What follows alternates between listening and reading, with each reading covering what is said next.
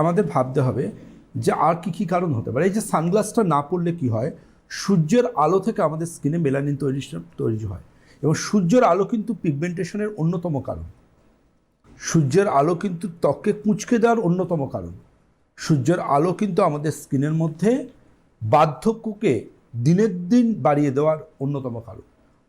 সুতরাং এই জায়গা থেকে যদি আপনি চোখের নিচের কমনীয় ত্বককে বাঁচাতে চান, তাহলে আপনাকে অ্যাডভান্স, শুধু এসপিএফ নয়, অ্যাডভান্স এসপিএফ ইউজ করতে হবে। অ্যাডভান্স এসপিএফ যদি আপনি ইউজ না করেন, তাহলে কিন্তু এই স্কিনকে আপনি বাঁচাতে পারবেন না।